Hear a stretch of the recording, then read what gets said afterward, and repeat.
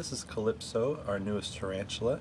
It's an Avicularia species. Now, Avicularia range all over South America, from Costa Rica down to Brazil, and they're also found in some of the southern Caribbean islands.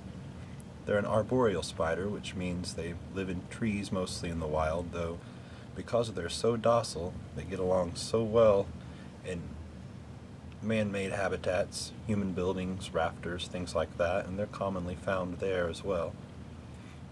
They're one of the calmest species of tarantulas, though they can be a little nervous and skittish. They're capable of moving quite fast if they want to. They're also capable of pretty accurate jumping. In the wild, they build large tube-shaped webs up high, where they stay in them most of the time. Now, one of their common names is pinktoe, and you can see that the tips of each and every one of their toes is a pink color, contrasting their dull blue that the rest of them is, though interestingly, when they're babies, their colors are exactly the opposite, up until they get about halfway matured, where they start to take on their adult colors that you see here. But when they're babies, the tips of their toes are a dark blue, and the rest of them is sort of a fleshy pink color.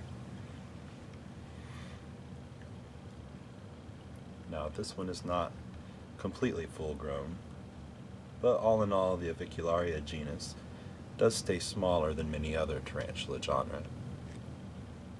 They're also one of the shorter-lived genera, living about 10 years for the females, which is relatively short in tarantula terms. Avicularia also have the weakest urticating hairs, the little hairs on their abdomen that they can use defensively to make predators itch. They have the weakest type of hair compared to other tarantulas. And they're really kind of a run away from danger sort of animal. That's their first reaction, is to jump or run.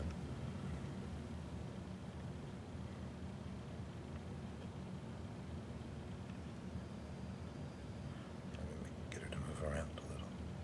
She's getting cozy on my warm arm.